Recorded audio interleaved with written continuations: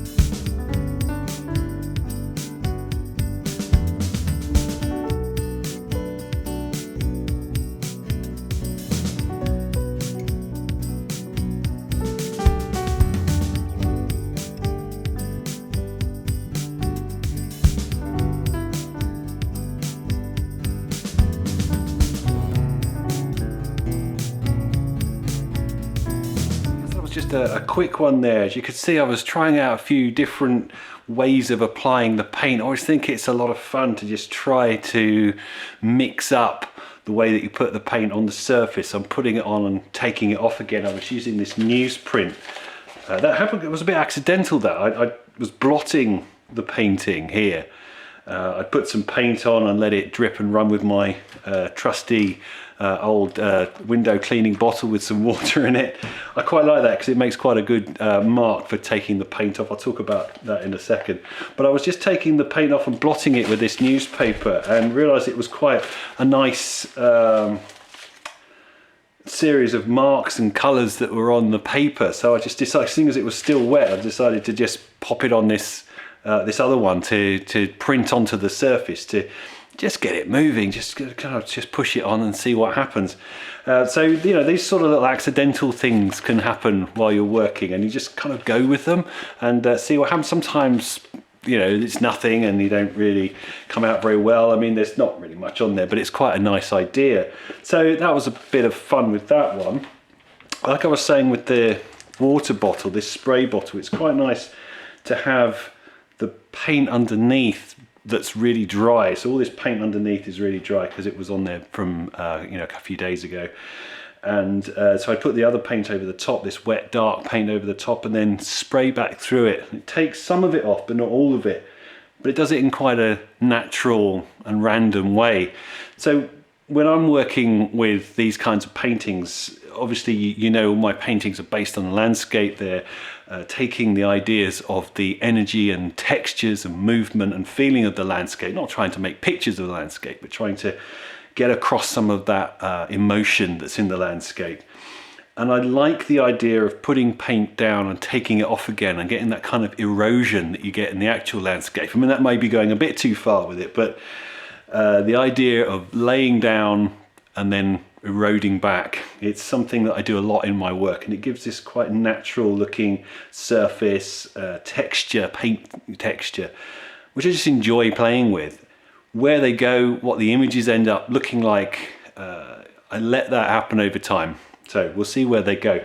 But now I have 3 on the go. So I've got this first one, which I haven't done any work on at all at the moment, and then these other 2. So this was the second one that I had in the beginning of the video. I had to look at them then to decide which it was, and this is the new one over here. So yeah, they're building up into a little series, a little mini series. So I'll just see how they go. I'm going to keep working on these over the next few videos and see what happens with them, see if they actually get to a point where I decide to call them finished. So I hope you enjoy watching the rest of those. Like I was saying earlier, don't forget about the membership group. It's free to join for the first month, so what have you got to lose?